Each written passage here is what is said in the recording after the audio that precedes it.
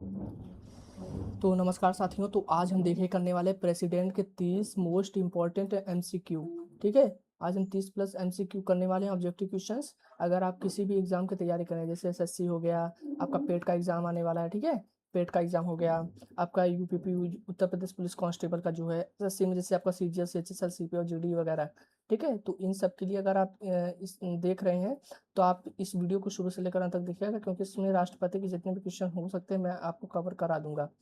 ठीक है, इसमें आपको कवर कराने की पूरी कोशिश करूंगा। ठीक है, आपको क्या करना है, अगर आपने कहीं से भी पढ़ा होगा तो यहाँ पर आप क्या कर सकते हैं, प्रैक्टिस कर सकते हैं। आप यहाँ पे से प्रैक्टिस कर सकते हैं। आप देखेंगे कि आपने यहाँ पे कितने प्रश्नों का सही से जवाब दिया है। इसमें बहुत मोस्ट इंपॉर्टेंट क्वेश्चंस हैं जो कि आपके परीक्षा में पूछे जा चुके हैं और आगे भी पूछे जा सकते हैं। ठीक है, तो चलिए शुरू करते हैं। तो पहला प्रश्न यहाँ पर कह रहा है, तो पहला प्रश्न है जो कि यहाँ पे, पहले मैं इसको हटा देता हूँ। ठीक है, इरेज। हाँ, तो देखिए पहला क्वेश्चन है कि जो भारत के राष्ट्रपति का पद संविधान के किस आर्टिकल में वर्णित है, यानी जो भारत का राष्ट्रपति होगा वो कौन से हमारे आर्टिकल में दिया गया है। तो आर्टिकल नंबर 52 यानी 52 में दिया गया है।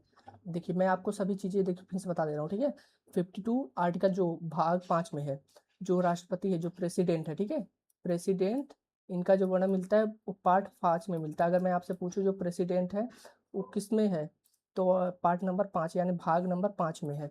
और क्या क्या याद कर सकते हैं, आर्टिकल कहाँ से कहाँ तक है प्रेसिडेंट का, तो आप कहेंगे 52 से लेकर 78 तक है। 52 से लेकर 78 तक है। और फिर क्या बोलेंगे, भाग 5 में क्या है, संघ की कार्यपालिका भी इसी में है। संघ की कार्यपालिका की शक्तियां भी राष्ट्रपति के पास हैं। यहाँ पे ये हो गया। अगर मैं आपको शुरू से बात करूँ, तो शुरू से बात करूँ तो मैं आपको बता दे रहा हूँ उनके कौन कौन से आर्टिकल हैं। 52 से लेकर 78 तक तो मैं नहीं बताऊंगा अभी, क्योंकि वो जो राष्ट्रपति की कार्यकारी शक्तियां आ जाएंगी।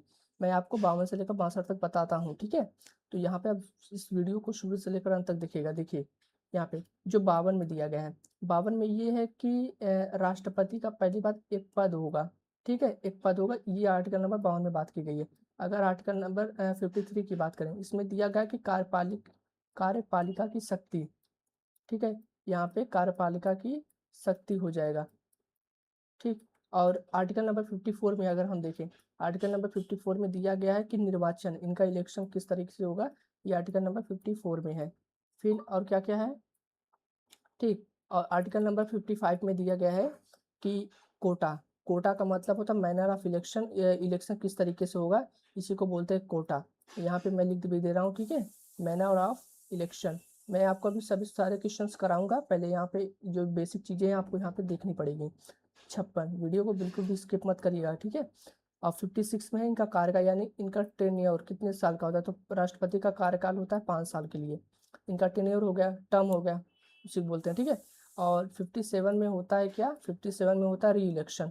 री इलेक्शन मतलब राष्ट्रपति का जो चुनाव होता है वो दोबारा होता है, तो उसको बोलते हैं री इलेक्शन। री इलेक्शन को बोलते हैं क्या हम, री मतलब होता है दोबारा, इलेक्शन माने चुनाव, यानी दोबारा चुनाव की बात किस में की गई है, 57 में की गई, आर्टिकल नंबर।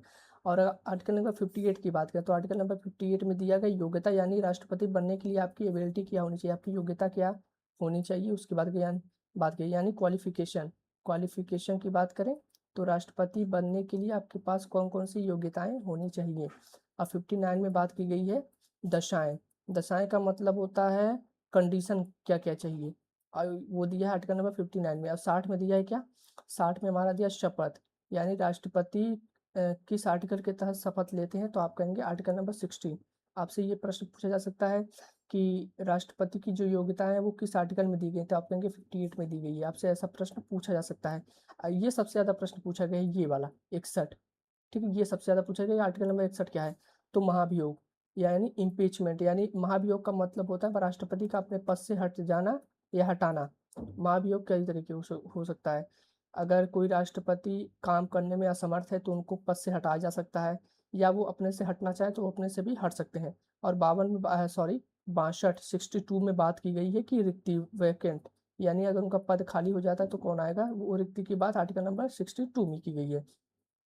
तो मैंने आपको बताया कि राष्ट्रपति का एक पद होगा, वो आर्टिकल नंबर 52 में है। राष्ट्रपति के कार्यपालिका की जो शक्ति है वो आर्टिकल नंबर 53 में है। निर्वाचन होगा, निर्वाचन का मतलब होता है इलेक्शन, इलेक्शन होगा तो 54 आर्टिकल में है। राष्ट्रपति का सभी है, आपको याद रखना है। 55 में यानी मैनर ऑफ इलेक्शन इलेक्शन यानी चुनाव का ढंग किस तरीके से होगा, वो 55 में बात की गई है। 56 की बात करें, कार्यकाल यानी कितने समय तक इनका चलेगा कार्यकाल।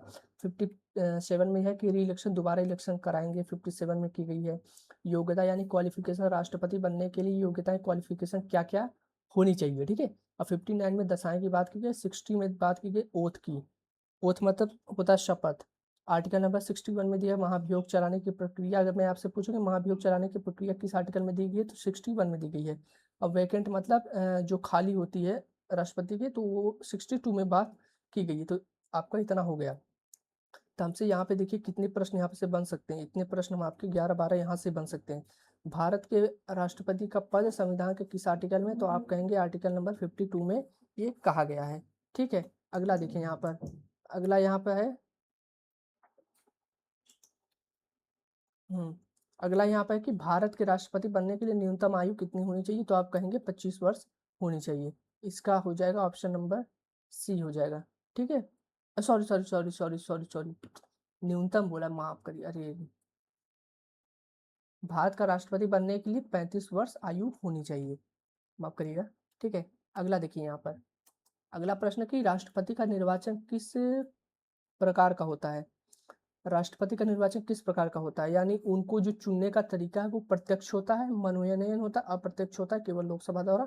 तो वो होता है प्रत्यक्ष, सॉरी अप्रत्यक्ष, यानी ऑप्शन नंबर सी। अप्रत्यक्ष का मतलब ये होता है कि देखिए इलेक्शन दो तरीके के होते हैं, एक डायरेक्ट इलेक्शन होता है, एक इनडायरेक्ट इलेक्शन होता है। तो डायरेक्ट इलेक्शन किसे कहते हैं, जिसमें डायरेक्ट जनता भाग लेती है। डायरेक्ट इलेक्शन उसको कहते हैं जिसमें जनता द्वारा भाग लिया जाता है। जैसे विधानसभा का चुनाव हो गया, जैसे आपको मुख्यमंत्री चुनना है तो आप वोट देंगे। आप ऐसे समझिए कि आप गाँव में जो प्रधान होते हैं उनका भी इलेक्शन होता है। तो डायरेक्ट होता है कि इनडायरेक्ट होता है, तो आप कहेंगे डायरेक्ट होता है, क्योंकि उसमें जिस चुनाव में जनता सीधे भाग लेती है उसको डायरेक्ट इलेक्शन बोलते हैं, और जिस चुनाव में डायरेक्ट जनता भाग नहीं लेती उसको इनडायरेक्ट इलेक्शन बोलते हैं। जैसे राष्ट्रपति का चुनाव किस तरीके का होता है, इनडायरेक्ट, जिसको अप्रत्यक्ष बोलते हैं। अप्रत्यक्ष को ही इनडायरेक्ट इलेक्शन बोलते हैं, ठीक है। क्योंकि इसमें जनता का भाग नहीं होता, इसमें जनता द्वारा चुने गए सांसद, विधायकों, मंत्रियों द्वारा उनको चुना जाता है, जिसको अप्रत्यक्ष चुनाव कहते हैं। यानी राष्ट्रपति का चुनाव जो होता है उसमें जनता भाग नहीं लेती, यानी जनता इसमें इलेक्शन नहीं करती। अगर मैं बात करूँ पीएम यानी प्रधानमंत्री की, तो प्रधानमंत्री की बात करें तो क्या ये डायरेक्ट इलेक्शन होता है कि इनडायरेक्ट, आप बताइए। तो आप कहेंगे ये डायरेक्ट इलेक्शन होता है। डायरेक्ट इलेक्शन का मतलब इसमें जनता सीधे चुनती है अपने प्रधानमंत्री को। वैसे मुख्यमंत्री का भी हो गया, ठीक है। अगला यहाँ पे देखें, अगला यहाँ पे कि राष्ट्रपति के निर्वाचन में कौन भाग नहीं लेता। लोकसभा के निर्वाचित सदस्य, राज्यसभा के निर्वाचित सदस्य, राज्यों की विधानसभा के निर्वाचित सदस्य, या राज्य विधान परिषदों के सदस्य कौन से राष्ट्रपति के निर्वाचन में भाग नहीं लेते हैं। तो इसका सही जवाब हो जाएगा राज्य विधान परिषदों के सदस्य, ऑप्शन नंबर इसका डी हो जाएगा, ठीक है। अगला यहाँ पर देखिए, अगला है कि राष्ट्रपति का कार्यकाल कितने वर्ष का होता है, तो आप कहेंगे 5 वर्ष का होता है, ठीक है। अगला यहाँ पे देखिए कि राष्ट्रपति अपना त्यागपत्र किसे देता है, तो प्रधानमंत्री को देता है, ठीक है। ऑप्शन नंबर इसका, माफ करिएगा, अरे यार, प्रधानमंत्री, सॉरी, प्रधानमंत्री अपना त्यागपत्र राष्ट्रपति को देते हैं, लेकिन अगर राष्ट्रपति की बात करें तो वो उपराष्ट्रपति को देते हैं, ठीक है। वो उपराष्ट्रपति को देते हैं, तो ऑप्शन नंबर इसका बी हो जाएगा।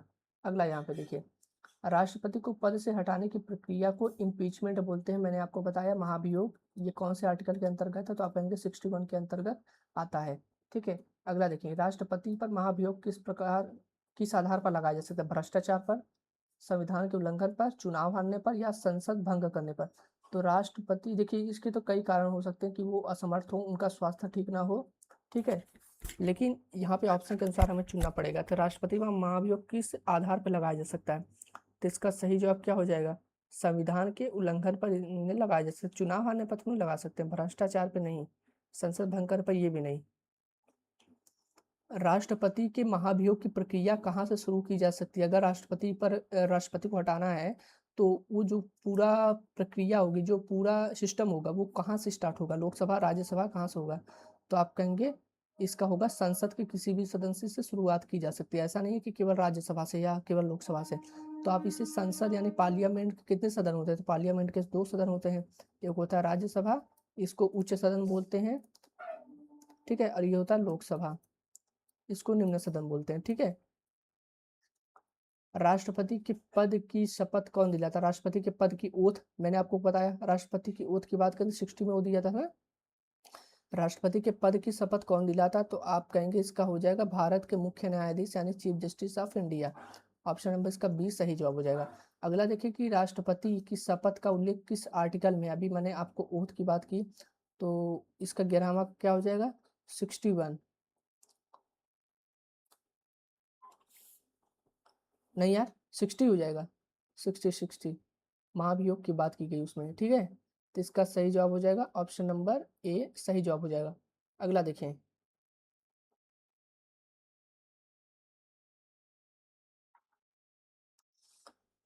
अगला है कि राष्ट्रपति के पद के लिए उम्मीदवार को भारत का क्या होना आवश्यक है? राष्ट्रपति पद के लिए मतदाता, सांसद, सरकारी कर्मचारी या नागरिक?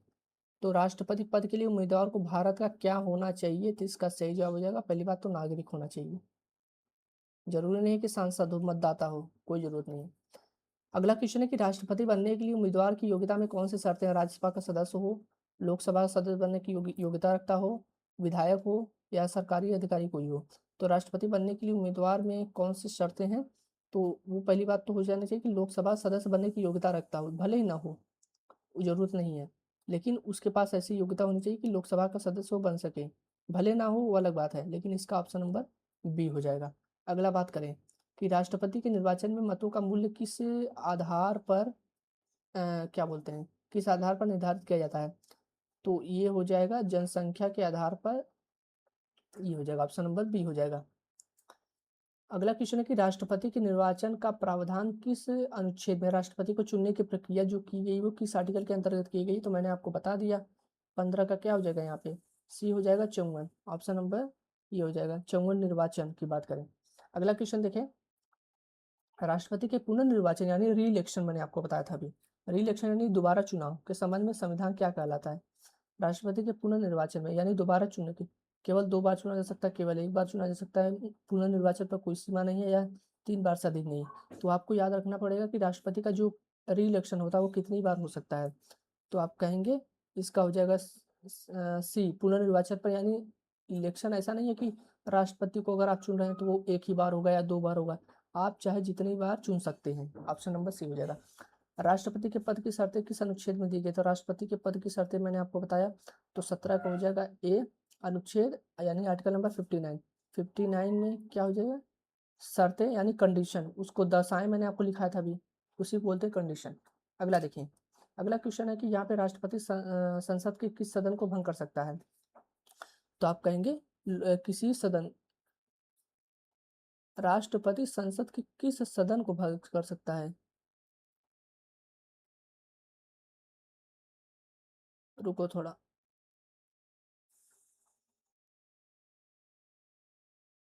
हाँ, तो राष्ट्रपति संसद के किस सदन को भंग कर सकता है? ऑप्शन नंबर बी लोकसभा को, ठीक है।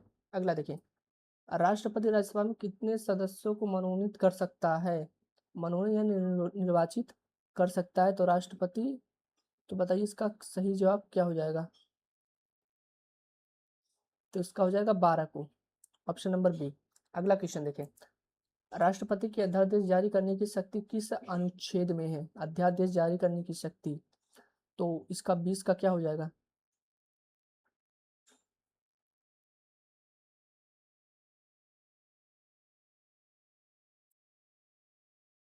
पहला ऑप्शन 123, ठीक। राष्ट्रपति अध्यादेश कब जारी कर सकता है? तो वो कर सकता है जब दोनों सदनों के सदन में कोई भी सत्र उस समय न चल रहा हो, ना शीतकालीन सत्र, ना मानसून सत्र, ठीक है, कोई भी सत्र नहीं। राष्ट्रपति की क्षमादान शक्ति किस आर्टिकल में दी गई है? तो क्षमादान करने की शक्ति कौन से आर्टिकल में दी गई है? तो आप क्या बताएंगे?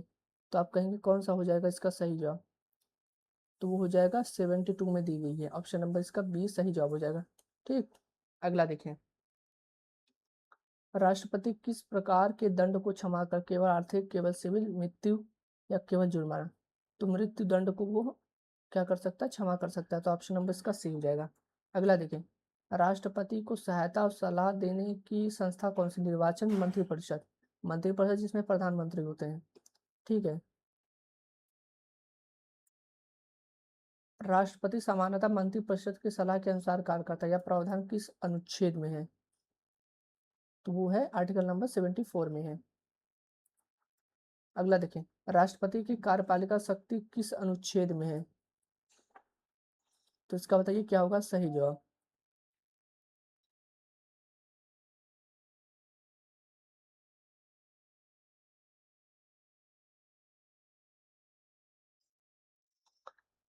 ये बताइए आप, राष्ट्रपति की कार्यपालिका शक्ति मैंने आपको भी बताया था, कार्यपालिका शक्ति 53 में है। 52 में तो आपका राष्ट्रपति का पद है, 54 में तो आपका निर्वाचन है, इलेक्शन है, और आपका क्या बोलते हैं 56 में टर्म है यानी कार्यकाल है। ठीक। अगला देखिए, राष्ट्रपति के निर्वाचन का संचालन कौन करता है? राष्ट्रपति के इलेक्शन का संचालन निर्वाचन आयोग, या प्रधानमंत्री कार्यालय, या सर्वोच्च न्यायालय? तो बताइए क्या होगा इसका जवाब। आप हमें कमेंट करके बताइएगा, ठीक है। मैं आपसे एक क्वेश्चन पूछ रहा हूँ यहाँ पे। अगला, राष्ट्रपति का निर्वाचन किस प्रणाली से होता है? राष्ट्रपति का किस प्रणाली से? अनुपातिक पर एकल संक्रमण मत, साधारण पर खुला मतदान, नहीं खुला तो नहीं होता, प्रत्यक्ष डायरेक्ट भी नहीं होता, साधारण बहुमत में खुला मतदान। तो इसका सही जवाब है अनुपातिक प्रतिनिधित्व द्वारा एकल संक्रमणी मत। राष्ट्रपति के निर्वाचन में मतदान कैसे होता है? राष्ट्रपति के निर्वाचन में गुप्त, हाथ उठाकर मत, नहीं गुप्त मतदान होता है, तो इनडायरेक्ट इलेक्शन जिसको बोलते हैं। ऑप्शन नंबर 20 का सही जवाब हो जाएगा। अगला देखिए यहाँ पे, राष्ट्रपति के निर्वाचन विवाद किसके द्वारा तय किया जाता है? राष्ट्रपति के निर्वाचन विवाद किसके द्वारा तय किया जाता है? तो वो होता है सर्वोच्च न्यायालय। ऑप्शन नंबर इसका सी सही जवाब हो जाएगा, ठीक है। तो ये आपके टोटल कितने क्वेश्चन थे? 30 क्वेश्चन थे, ठीक है। 30 क्वेश्चन थे, तो आप इनको एक बार क्या करिएगा, फिर से रिवीजन इनका कर लीजिएगा, ठीक है। इनका फिर से आप रिवीजन कर लीजिएगा। अगर आप हमें चाहते हैं कि मैं कौन सा टॉपिक पढ़ाऊँ, तो आप हमें कमेंट में अपना सुझाव दे सकते हैं, ठीक है। तो मैं वही लेकर आऊँगा। तो चलिए शुरू करते हो, चलिए फिर मिलते हैं नेक्स्ट वीडियो में, तब तक के लिए धन्यवाद।